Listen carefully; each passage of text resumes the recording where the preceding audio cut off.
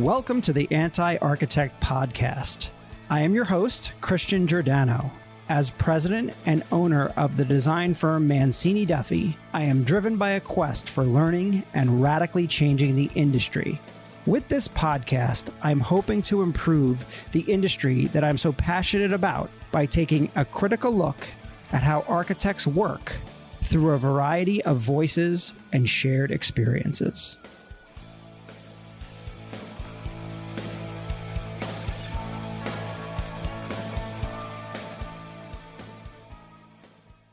Hello, Anti-Architect Podcast listeners. I'm excited to have Mark Zweig as my guest on the Anti-Architect Podcast. Mark is joining me via Zoom from Fayetteville, Arkansas. Welcome, Mark. How's it going, Christian? Good to be here. Many listeners of the podcast may know who Mark is. I've referenced him many times, and several guests have as well. He's a legend in the architect and engineering industry. Mark's an entrepreneur, a professor, a speaker, a real estate developer, a builder, an author, as well as a motorcycle, car, and hat enthusiast. Mark is the founder of Zweig Group, twice named on the Inc. 500 list, and once listed as one of their fastest growing privately held companies. The Zweig Group is a leading management and business experts in the architecture and engineering industry, helping all kinds of firms in strategic planning, mergers and acquisitions, startups, leaderships, HR, organizational structure, ownership transition, financial management, and recruiting and marketing. Mark is also the founder and owner of Mark Zweig, Inc., a design build company, where he and his team are the real estate developers, investors, property managers of commercial, multifamily, and single-family properties. As I said before, he is the entrepreneur in residence, teaching new venture development and small business management at the Sam M. Walton College of Business. He is the author of 12 books, the most recent being Confessions of an Entrepreneur, released late last year. Mark, it's an honor to have you here and have this conversation. Hey, it's great to be here with you. I love what you're doing, Christian. Thank you. So I wanted to tell a quick story about how we got involved with your company, the Zweig Group. And a few months, about 10 years ago, after I joined my architecture firm, Mancini Duffy, the partners at the time hired Zweig Group, you all, for a valuation and I guess what I would call like a state of affairs of what was going on at Mancini. Why was it all messed up?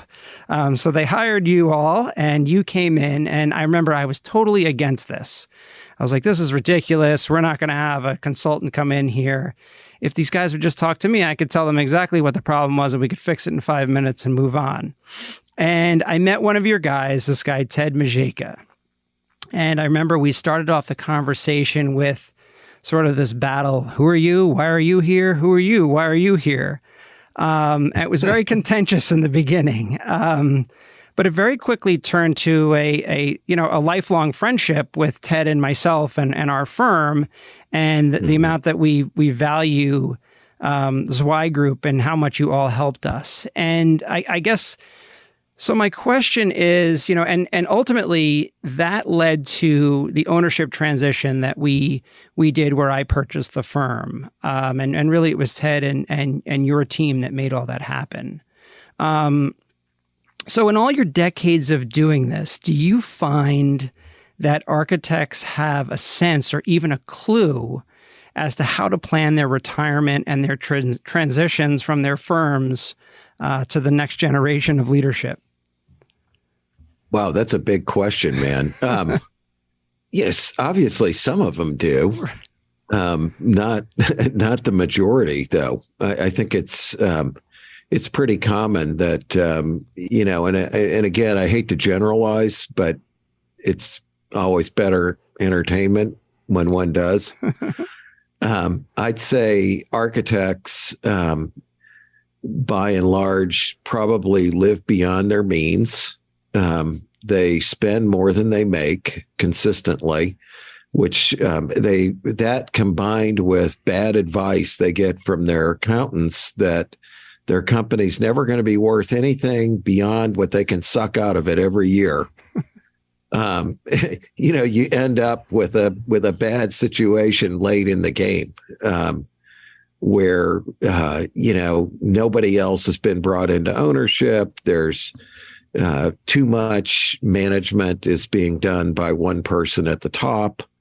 That person needs to keep making money because they've spent too much all along. And so I'd say that's a fairly typical scenario. But, there are obviously really great architects who are good business people and plan for transition and develop their successors while they're still there, and then get out of their way soon enough for those successors to take over and put their own stamp on the business. It's just that they're the minority.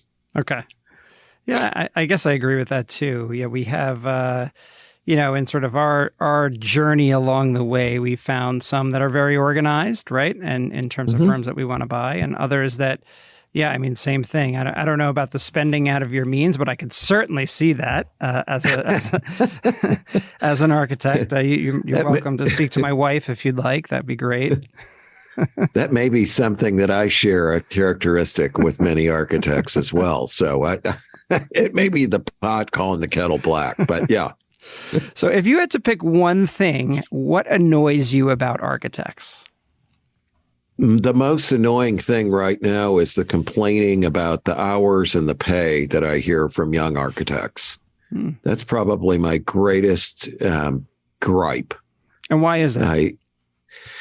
Because I feel like if that's the situation, if you're so abused and oppressed, then you should either start your own business where you're not going to be abused and oppressed, or go find somewhere else where you're not going to be abused and oppressed. But just sitting there complaining about it doesn't do anybody any good. That's sort of how I feel. Yeah, I totally, I totally agree. I love that. So a two-part question. I love architects, though. I'm sorry to interrupt you, but I love architects because they're creative, they're intelligent, they're funny, they're open to different ideas. I find architects are some of the most fun people to hang out with that I know. I agree. Actually, most of my friends, if not all of them, are architects. So. And yeah, everybody will give me crap about the name of this podcast. What do you don't like architects? And I say, no, it's the opposite. I love architects. What are you talking about? That was my reaction to it, but it's obviously worked out well for you. So keep doing what you're doing, man. So two-part question. I guess, what makes a good entrepreneur, and do architects make good entrepreneurs? I think what makes a good entrepreneur is just somebody who sees a problem and wants to solve it, or sees a need out there in the marketplace and feels that they can fill it. It's really what it comes down to. There's no real magic to it. Anybody can do it. Architects are just like anybody else. Sure, they can do it. I think some people feel that it's risky, to be an entrepreneur, riskier than having a job. I don't feel like that. I feel like it's less risky. When you have a job, you work for a place, it's like you have one client and that's it. And, if you had a business, if you had an architectural firm, we've seen cases like that where companies had, for example, Walmart as their sole client, and Walmart pulls the plug on them and they're gone in a year, Yeah. BSW was an example of that as a firm based in Oklahoma. But so I don't know. I don't think it's as risky, I think, as people think. But I do think you've got to have this desire to either do something better than what's being done now, or do something that isn't being done now. Yeah. That really seems to drive people. I like that. As entrepreneurs. Yeah, I like that. And I think you're right about architects. I mean, to me, having a job as an architect is risky, right? Because your project could go away tomorrow. The client can change. I mean, even as an example with some of our clients, right? We'll have a client where the entire real estate department will change over. We've been working with one client for 10 years, and then the entire real estate department changes over, and we now have to prove ourselves again, right? And we have a whole new set of characters and a whole new group of people that, they have their own relationships and their own people. And if we're not careful, we're out, and now the new guy's in. Well, you're lucky you have a chance to prove yourself, because sometimes they just come in and it's just done, period. Yep, exactly. They make that change and move on. The good news is a lot of times those people go to another company, and then we'll end up working with them again down the road. So that does happen too. Yeah. They can spread the word about how great you are, and you end up with a new client. Mm-hmm. So talk to me about I'm just curious, talk to me about the risks of being an entrepreneur. What do you talk to your students about? Well, obviously there's a financial risk, but especially if you start looking at my students, most of them don't have anything. So it's a great time to start a business when you're poor and all your friends are poor, But I think, the greatest risk, if you really think about it, is what it does to the rest of your life. I think that's something a lot of people don't really consider, is the amount of mental energy and time it takes to really be successful, to really be good at it. You're going to be on all the time. You're going to be thinking about it all the time. And that takes its toll on your personal relationship. So you best have a partner, your life partner better be somebody who understands that. If they don't, you're going to have big problems. I think that's probably the greatest risk. It's the risk to your relationships with people that you really care about. That's interesting. And I would agree that being the business owner, being the entrepreneur, you are obsessed with your thing 24/7. There isn't a moment I don't think about work. And it's not as though it's work. That's probably not the right terminology for it. It is sort of an extension of myself and my partners and what we do with our life. And, every single employee is important. And, they may not know that. I have no idea. But constantly thinking about them, and to the point where I stopped turning on the news because I don't want to hear bad news anymore. I just want to go with what I need to do. Listen, Christian, I live in a house that's got 9 TVs on it, and every single one of them is turned to the same news channel because my wife is a news junkie. So I get that. But yeah, it's really, I think it's all consuming. And, my experience, my first wife, and I'm on number 3. I always tell her third time's the charm, but she tells me, don't forget, you're only my second. My first wife and I, we were together from the time we were 18 years old. So we grew up, we were involved in a million activities. She always knew, I was going to do my own thing. I had a motorcycle shop in college and a million other things, So she was totally used to that. And, her family background was extremely questionable. Her dad was a Teamsters business agent and owned the garbage hauling, trash hauling business with the local chief of police on the south side of Chicago that they lived in. So you can imagine what her family background was all about. But in any case, she got that. My second wife grew up in a family where both of her parents were teachers. One was a professor at a junior college. The other one was a, K through 12 art teacher. And she did not understand this at all. I mean, their background was so different. I mean, they went bankrupt even though they knew exactly what they'd make every year just because they couldn't stop spending money. And, so she didn't understand, like, why am I not off all summer? Why, we're rich. It's like you're either rich or you're poor. No, there's a lot of middle ground there, It's like, so that was that created a lot of problems in our relationship.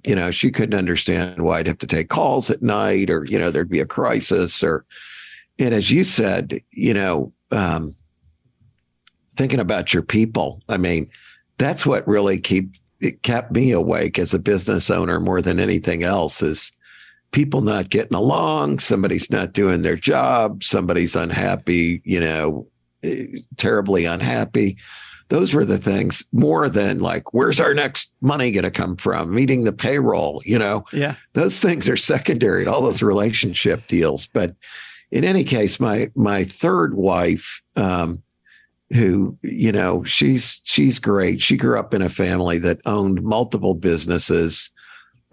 She and I worked together. She was my CFO at Zweig Group. She was a friend before I ever hired her there. And, she had her own business, several of them. And so there's no issue at all. You're supported. You're free to do what you have to do to make your business successful. Yeah. And that's invaluable. I agree. And along those lines, my wife is an interior designer by trade, or by education, switched over to the furniture side and we worked together. That's how we met, and is part of this industry. So she understands. So she knows what it means, why, that I could go to an industry event every night and I go to dinners and lunches and breakfasts, and kind of wherever the clients are, that's where I go. And she gets that, and I don't think I could survive if, I had someone at home questioning why am I doing this? Why are you doing that? It would seem made up, I guess, if you didn't know part of how this industry works. No question about it. If we go back to kind of leadership and the way you talk about leadership in your books and in your newsletter, the Zweig newsletter, what makes a good leader in the world of architects? Who are some of the good leaders that you know, and I don't know if you want to name bad leaders, but who are some of the bad leaders, or what are some of the characteristics of the bad leaders?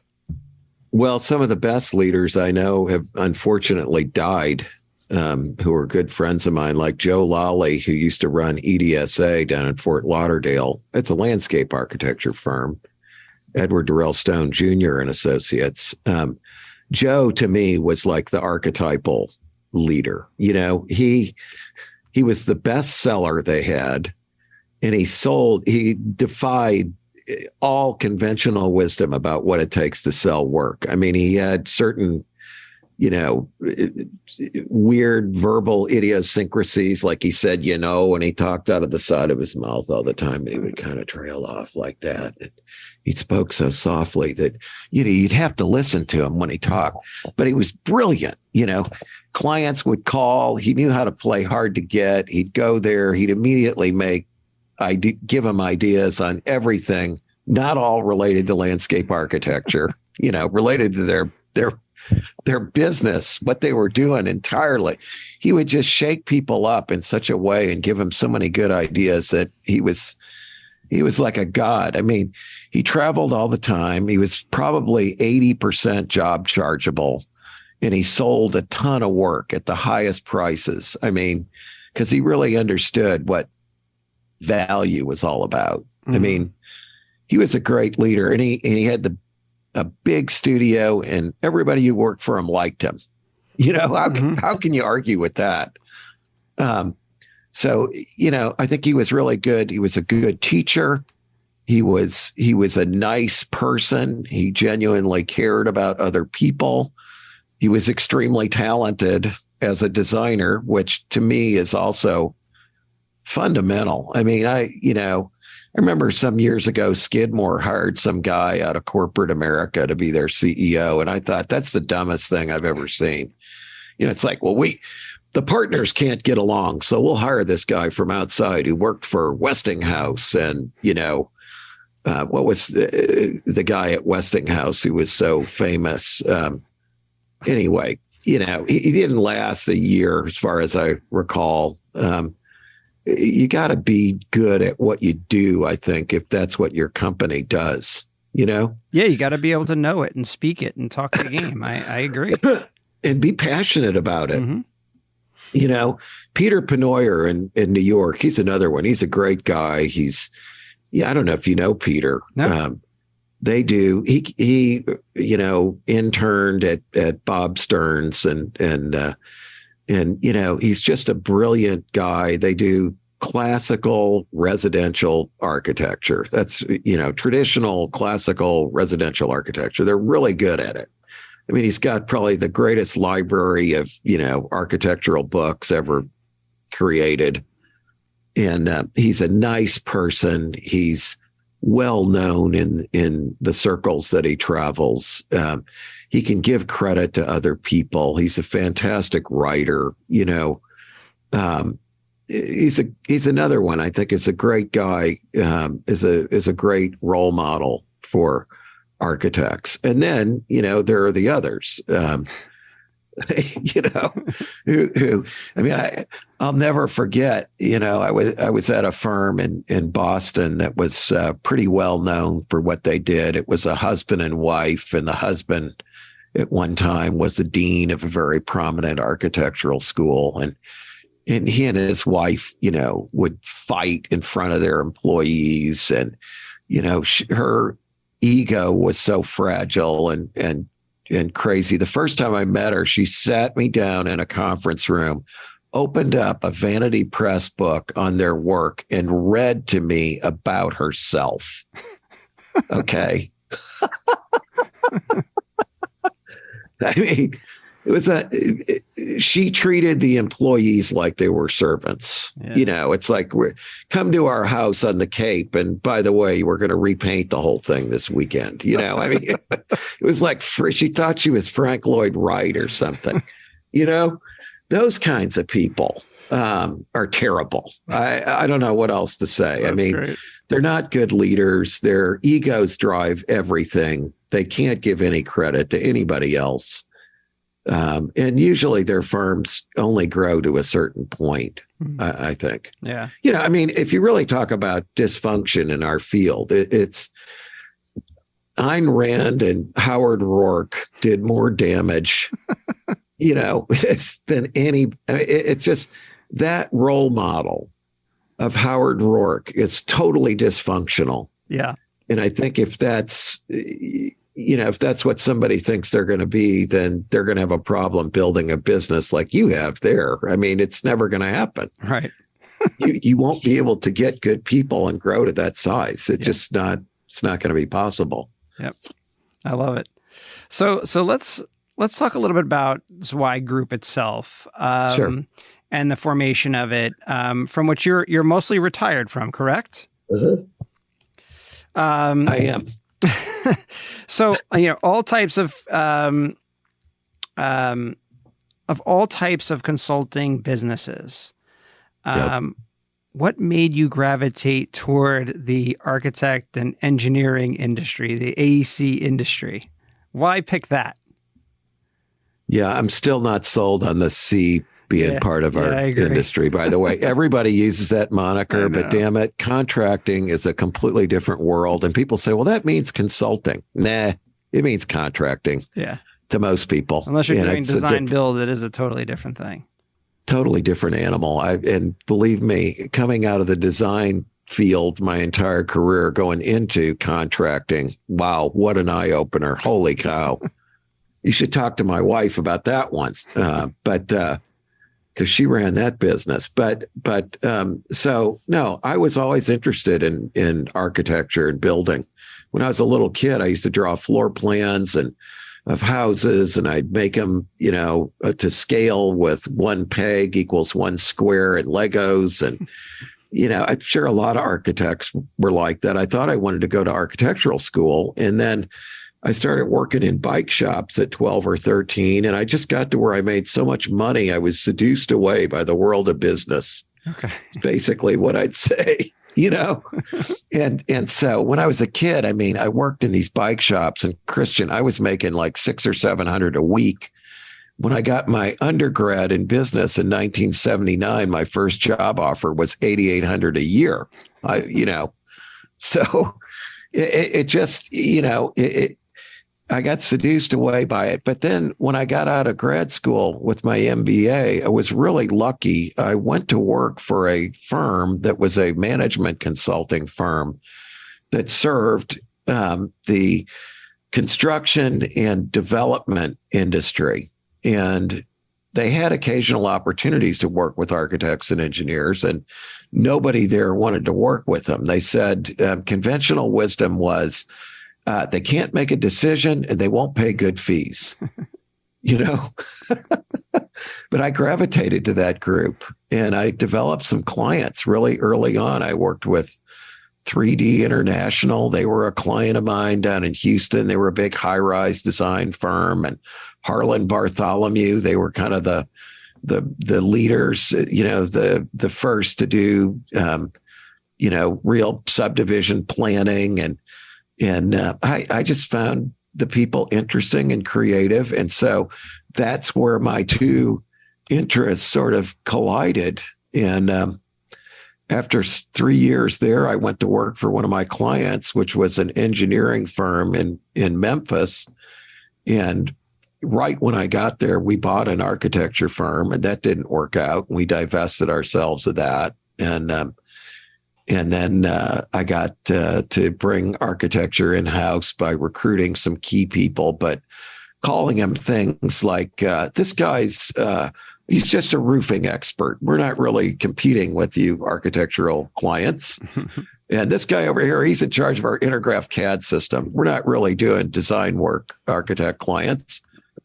And then I went to work for another one of my former clients, which was a firm based in Fort Worth called Carter and Burgess. And you know, it just kind of went from there. I mean, I spent my entire career working with architects and engineers. And was an owner in those firms, and got to be, you know, an owner in several others after I got out of there, just, you know, as an outside director, and sometimes got to buy into them. Huh. And so when did you form Zweig Group? 1988, July 13. And how ultimately, how large is it now? Today's Zweig Group, I don't know how many employees they have. I guess they have probably around 40. Okay. At our peak, though, the company had 120 or 130 people. Oh, wow. You know, we sold it in 2004 and to a private equity firm, and it was taken back by its lender in 2009. They called me back in 2010. They had about 19 people and was a shell of what it originally was. And so it was a major turnaround. Zweig Group's very successful today. I mean, their revenue per head is very high, and it's a well-managed outfit. You know, you don't need as many people to generate the revenue that they generate today. Yeah. Thanks in part to the M&A business, which is obviously it's very lucrative. And what was your mission or vision when creating Zweig? What did you set out to do?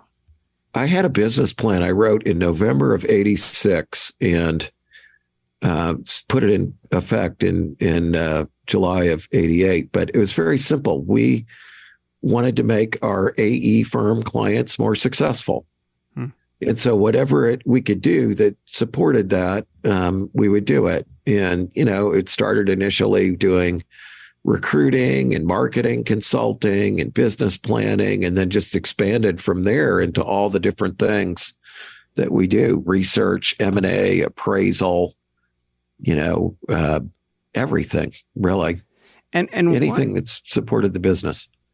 Can you clarify the difference? Because I think most architects get confused by this. They make it sort of these wordy, like, bullshit statements. Can you clarify the difference between vision and mission? Yeah, to me, mission is why you're in business, and it's got to have some benefit to a client or a customer. And the vision is, what are you trying to become? So, you know, we had a real simple vision at that time. And, you know, we wanted to build this business up to where it was worth, you know, so much money, get it into the 8-figure territory and sell it. That was our goal. 10 years, you know, was really what we thought we'd do. And it took longer than that. It took 16.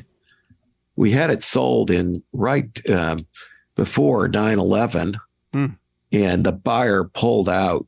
And so that was really a tough 3 years after that we had to slog through.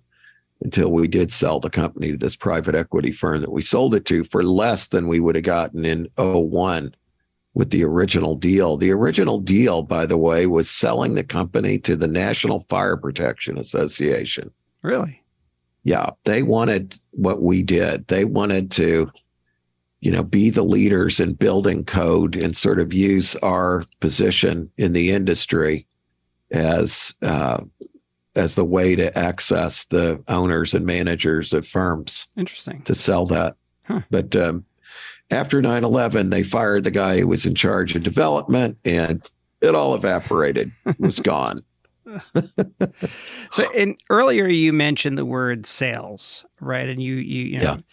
And I feel like in the world of architecture, sales gets like it's a bad word, right? Sure. You never want to think about sales. Can you talk a little bit about your philosophy around sales, whether that's within Zweig itself or how architects sell their services? Because quite frankly, every day, whether an architect knows it or not, they're selling their service, whether they're selling their design, whether they're selling a particular piece of material to go on their design or a wall covering or even a paint color, or bigger picture, they're selling their, the service to win business, right? But we don't call it sales. It's like a bad word for some reason. I was told that by my first boss in the firm I went to work for in '83. He's like, we sell, but don't ever say that. That's a dirty word here. You're in project development. That's what you do. I mean, selling, it's a complex subject, really, but I mean, it's all about the relationships that you have with people, and those relationships can't just be transactional. I mean, people have to know you really care about them. And for me, it was simple. I was good talking on the phone, and I just called people and talked to them, whether they had anything for me or not. And then if they needed a favor, if I could do it, I would do that. And so then, not only are you friends, you're helpful. I mean, selling to me is all about helping people really get what they want. And so it's a natural thing. I don't feel like you have to misrepresent yourself. I never wanted to misrepresent anything. I was selling bikes on my mom and dad's street corner from the time I was a little kid, then motorcycles, then cars. My dad used to love it. My dad was a real madman of advertising. He was absolutely,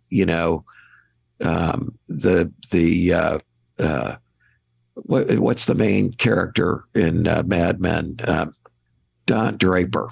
My dad was Don Draper. He was the number 2 guy in an ad agency. He was the creative guy. Really? Which ad agency? It was called Roman Advertising. It was based in St. Louis. And, they were very successful, and started in the early, late 40s, early 50s. And, but anyway, he loved it because he said, I like how you sell, because I would just tell people everything wrong with it, whatever it was. I mean, this is wrong, this is wrong, this is wrong, but this is my price. And, then they try to negotiate with me, and I'd say, look, that's what it is. I've told you exactly what you're getting. If you want it, fine. If you don't want it, fine. Loved that. He just thought that was the greatest thing in the world. And so, it's always been a part of what I do, but I think it's a natural thing if you want to help people.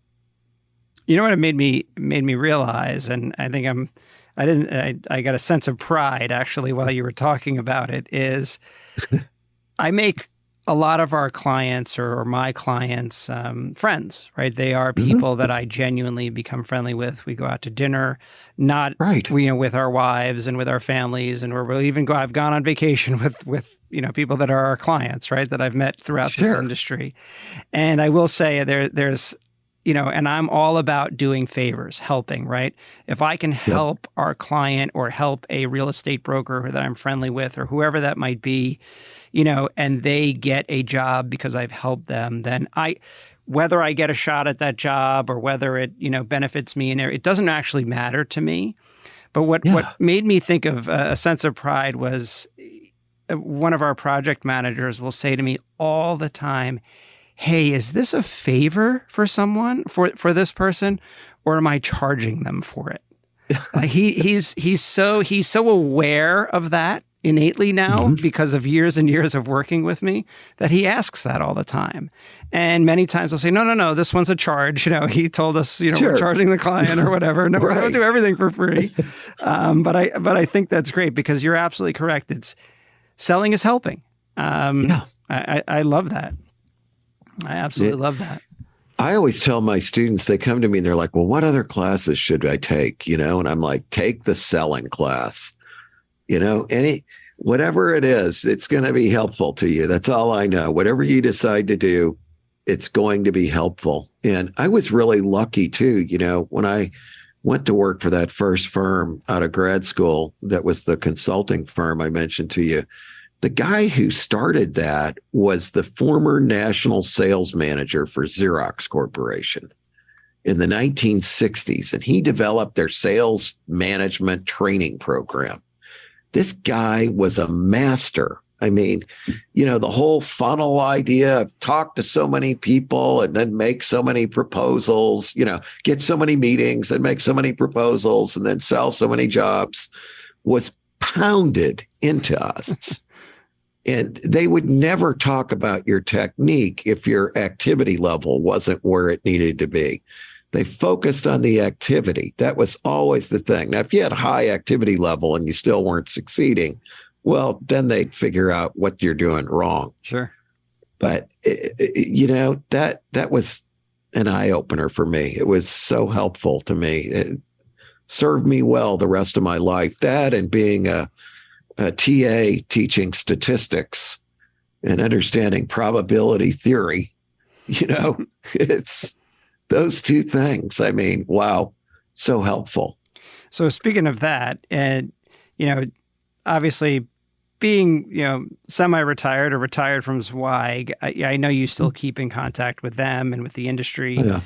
Where is the AEC, for lack of a better term, where is that industry heading right now? Do you have a sense of kind of where it is? Is there an economic shoe that's about to drop? Some sort of event that you foresee in coming? Well, if you want to talk about the economy, I think the shoe that's going to drop is going to be loan renewals on investment properties. That's the big, big cloud. I mean, we sold everything we had. We started selling down before COVID hit. And then when COVID hit, I was like, holy cow, what are we going to do with these expensive 2-bedroom condos that we sell to people who come to Razorback football games when there's no Razorback football games? I was just like, oh. So, we sold everything down, but we still have one 21,000 square foot mixed use project. It's the only investment property we've got at this point. And it scares me. I was lucky we got a loan. We got it financed at 3.5%. We got 3.5 years left on that. But I worry about that. If that thing went to current interest rates based on what we'll owe on it in 3.5 years, the payments are going to go up by $9,000 a month. Oh, wow. Not everybody's going to be able to support that. And if they have as many properties as we used to have, they're going to be in serious trouble. Yeah, that's $9,000 a month.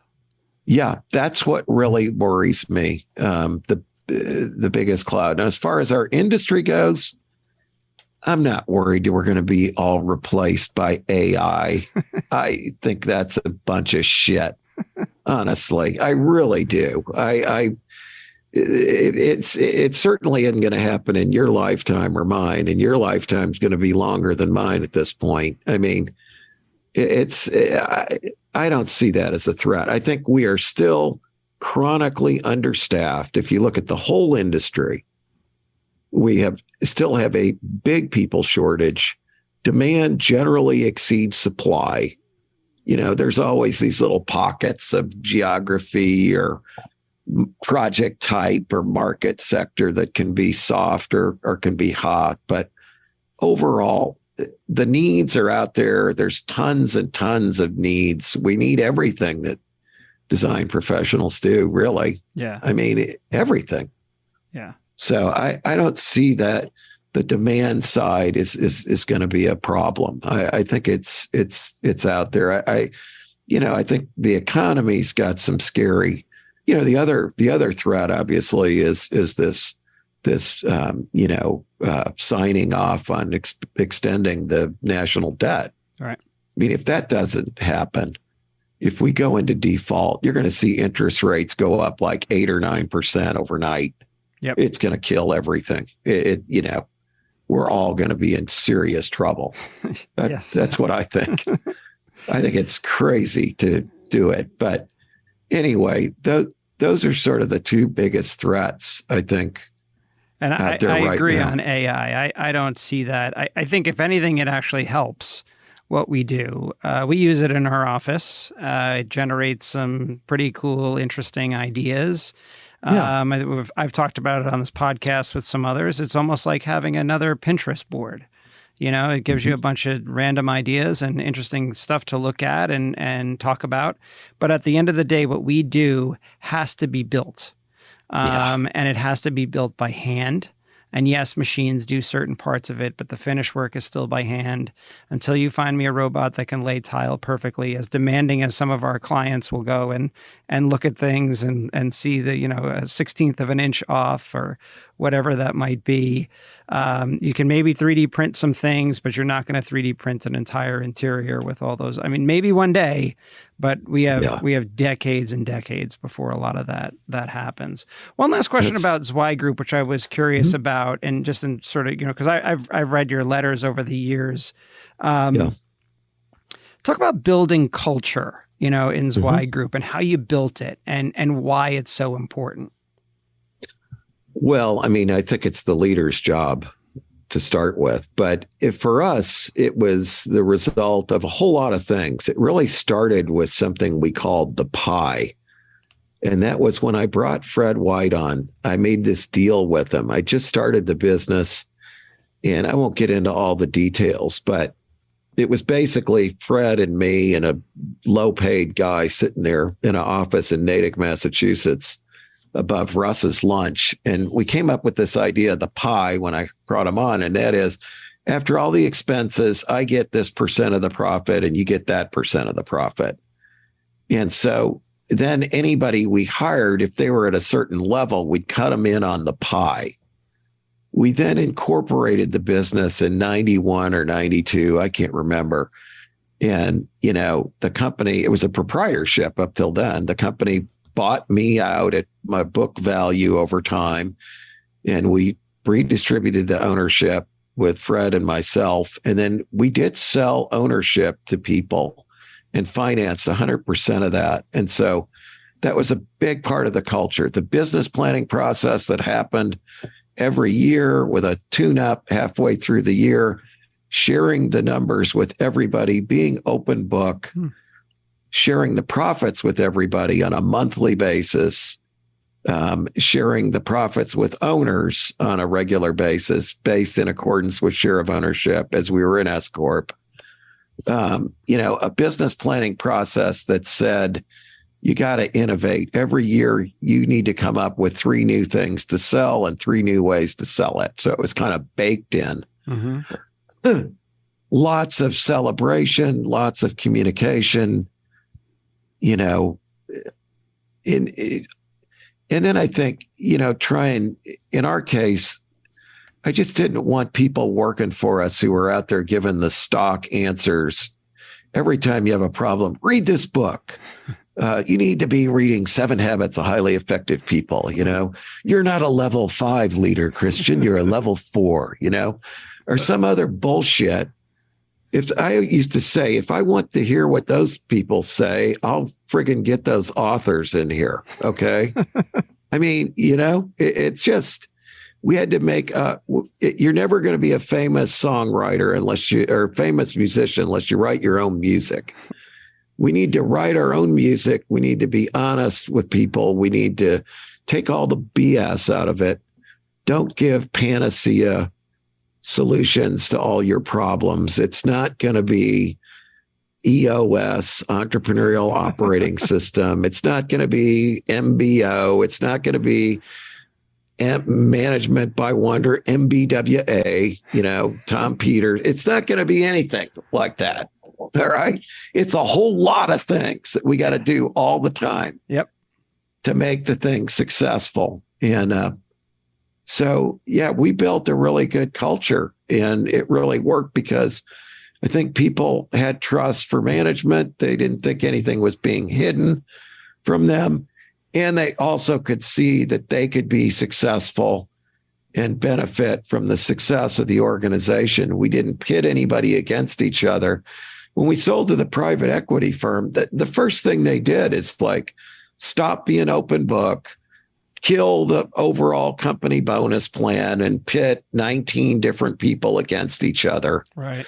So now the seminar group that relied on management consultants to provide the talent for their seminars, now the management consulting group didn't want to do it because they didn't get paid, or whatever. It's all bullshit.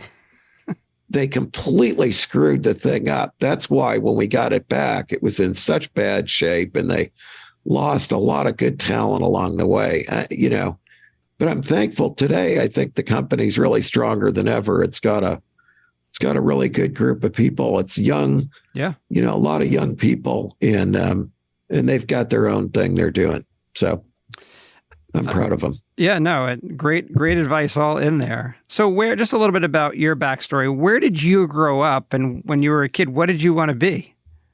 Now, I grew up in Kirkwood, Missouri, which is a St. Louis bedroom community. It's a very nice town. It was kind of like any town USA when I grew up there. Now it's all rich people.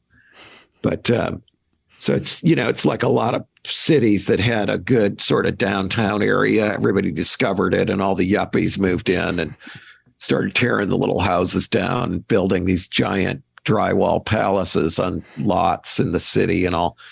But it was a great place to live. I was completely uncontrolled. I was the fourth kid. My parents were worn out by the time I came along. I was an accident, my dad always told me. But he said I was a good accident. And, I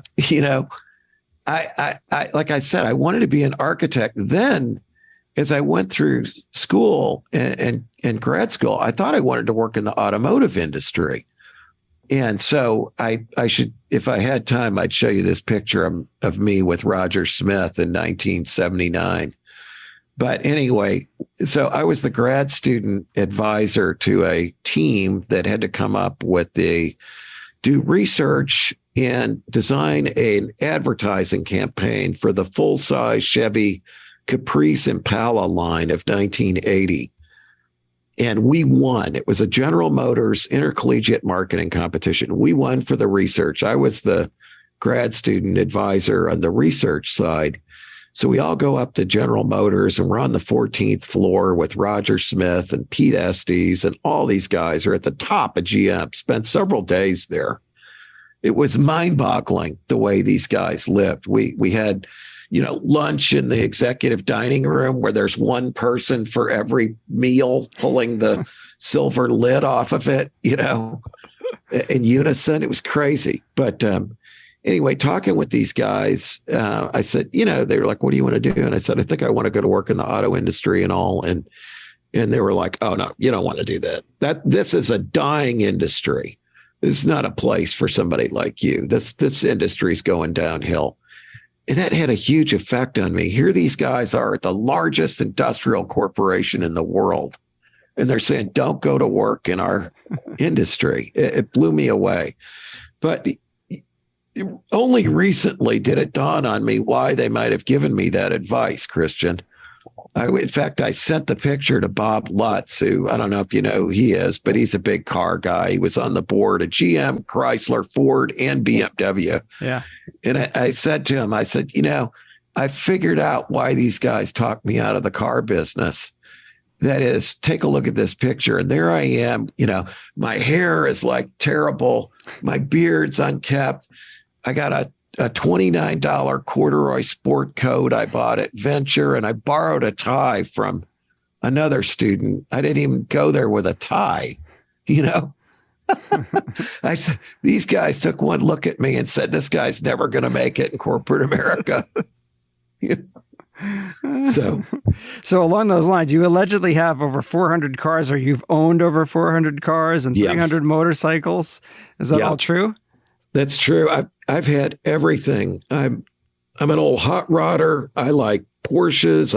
I recently got rid of a British Racing Green last year, Silver Spur Rolls Royce that's turbocharged, one of 70 made total that year. I built cars. The last car we built, we made the frame and the body out of steel. It was a giant boat tail speedster, the Flying Z. Which you can find references to it online, with a straight 8 Buick. But now I'm restoring old VWs. I've done 4 in the last 12 months. Air-cooled VWs are my thing. My budget is decreasing along with my income. And I just get a kick out of them. I never liked them when I was young because they weren't fast. Yeah, they're like I only wanted stuff that was fast. But no, we had a big garage over here in town, and we had a lot of cars and motorcycles, and just part of the simplification and shedding of all that stuff it's been good to go through. But motorcycles, I had a bad accident in 2016. Well, it wasn't that bad. I messed up my hand. You can see my finger there. Oh, yeah. These last 2 got crushed. Brand new Triumph Thruxton 1200. First day I got it, a kid pulled out in front of me about 20 feet. I hit him. Didn't even fall off the bike, totaled it. And my wife had to take me to the hospital, and she hates bikes now. But I still have a few, and I've got one behind me. I got a 66 Benelli here in my library. You can see look at that right there. Low mileage. But I've recently joined this company, Janus, that makes handmade motorcycles in Goshen, Indiana. And it was founded by an architect, Richard Worsham, who's a Notre Dame grad. His dad's a historic preservationist architect in Virginia. And I just am having a great time with these guys. The product is totally unique. Small displacement bikes, 250s and 450s. Make them custom order, and totally unique design. And I love working with these guys. And so that's my thing right now. Of course, I have one. I've known Richard for several years, and we became friends, and he asked me to get involved with him. And nice. I'll have to check that out. Yeah, it's great. So yeah, I like stuff that's cool and it's made well, and I like fooling around with it. Now, do you know who Steven Van Zandt is from the E Street Band? Oh, sure. Yeah. So Stevie. So Stevie he either wears hats or bandanas, right? And the rumor has always been that it's to cover his hair loss. And when he was on The Sopranos, he wore a wig. What's your obsession with the various hats? I'd say you probably got it right. My kids like to say, my older kids, I think, dubbed my hair a skullet. Which is, I've had it real long before, but yeah, I'm pretty thin up top, man. I don't want to get skin cancer. And it just kind of became my identity, as bizarre as that sounds. My ex-wife used to say, "You're going to get your get up on today," which was, included a hat. I just like hats, and I don't get skin cancer, and I don't wear sunglasses. Okay. So the hat provides that protection. Provides the shade. That makes sense. So last few questions here, because we're pretty far along. So you've authored 12 books. I don't know how you found the time to write 12 books, but your most recent book, Confessions of an Entrepreneur, what inspired you to write that? I actually have a copy of it. I meant to bring it in here. What can people learn from there? Actually, I think it's 13 or 14 books now, but what inspired me to write it, just a desire to show people that entrepreneurship is available to everybody. There's no magic in it. It's not as difficult as people think. And just to sort of give them my thoughts on it. Most of the time, I just don't think it's that hard to be successful in business if you just do certain things. But unfortunately, I think a lot of business education doesn't really wrap it all up, sort of like architectural education. It's like, okay, we're going to talk about life safety, or we're going to talk, business education is like that. Here is accounting. Here is HR. Here is information systems. And it's somebody's got to sort of put it all together in kind of an overarching philosophy of how you do things. And if you do those things, you're probably going to be successful. Sure. That's really why I did it. I still have, hopefully before I keel over, I've got one book left in me. And what I want to write about there, it's going to be fiction. Oh. It'll be a novel about somebody who's an architect or engineer and who's at the head of their firm. I've got the plot all mapped out. And they're packing up their stuff. You don't know whether they got fired. You don't know whether they quit in a rage or whether they're just retiring to go on to the next adventure in life. And then it's going to flash back to when they're a little kid and go up through their whole life. And of course, they'll have to plug in plenty of sex and violence and other things to keep it interesting. It's going to counteract Howard Rourke. Right. It'll be the opposite. And then you'll get back to the end and you'll figure out what really happened. And that's sort of my goal. But I would like, I guess, Zweig Group says they want to elevate the industry. And so I'd like to play my part to glamorize and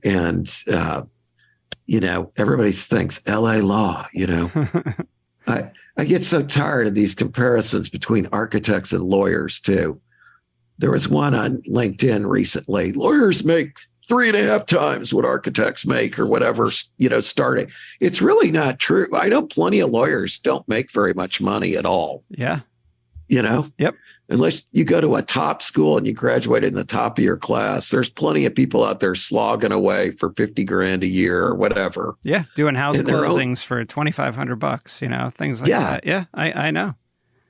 I'd like to show people how great this business can be, or profession, or whatever you want to call it. I'm sure architects bristle if I ever call it an industry, but so it's exciting. I asked Ted Majeka to give me a question for you. Oh gosh. Okay. So this is what Brother Ted. Yeah, this is what he told me. You've been highly successful since your bicycle days, and throughout your career, success has been earned. What defines success for you today? Oh, that's an easy one. Spending my time the way I want to spend it with the people I want to spend it with. I love it. The end. I mean, that's the most important thing. I think once you get to a certain level of success, it really did happen for me that you just come to realize that having all the stuff can actually be a burden. And it's a lot of that was, in my case at least, was just driven by ego. It's like I have 67 houses and condos and 44,000 square feet of commercial space and 20 cars and 10 bikes or whatever. It's all bullshit. Okay. All that does is just trap you, take up all your time, fill it up with trivial stuff that doesn't really matter. And so today, I have a good time sitting on my front porch out here with my 2 big Great Pyrenees and digging holes in the yard. Or yesterday, my wife, I taught 2 classes yesterday. I came home between classes and spray painted some metal furniture with coral paint to, she's like, I can't believe you did. It's like, you're doing that. You only have this much time. I'm like, yeah, but I wanted to get it done. It's like, I love it. I like doing stuff like that. It's time, man. It's just time and people. Yep. Well, is there anything, as we wrap up, is there anything we haven't covered that you'd like to tell the listeners? I think we covered a lot. I don't know I'm not sure I've got any other really great advice other than the sooner you can start doing what it is that you really love, the better off you're going to be. Focus on your strengths, not your weaknesses. If you want to really build a business, you got to understand you're not going to be good at everything. That's okay. Bring in people who are not like you as your partners. Yep. Who do things that you don't do well or don't want to do well. And if you think nobody else is going to do things as well as you do, you're also mistaken. I mean, you got to give them a chance. They'll never be as good at you if you never give them that chance. Yep, that's great advice. And on that note, thank you so much for your time, your insights, the comedy as part of it. This has been great. And also, obviously, working with Zweig Group's been great, and we're going to continue working with you as well as we scale our company and continue doing what we're doing. So, your story as an entrepreneur, it's great for other architects to hear that and kind of know that. I think what you said is there's more risk in not being an entrepreneur than there is in working for someone else. So thank you again for being here. To see and read more about Mark, there's a lot of different avenues here. There's markzweig.com. That's his Fayetteville, Arkansas-based real estate and construction company. There's zweigroup.com. There's Zweig Letter, which you'll see there's a lot of great advice on there. Just search for Mark on LinkedIn and Twitter. And all of Mark's books, whether it's 13 or 14 books, not 12, are on Amazon for sure. So Mark, thank you again. I really appreciate all the time. Hey, thank you, Christian. And by the way, Mark Zweig Inc. is pretty much defunct at this point, since we're down to one asset. Okay. Our building, but got a lot of other new stuff in the works. So stay tuned, man. All right. Not done yet. Thanks again.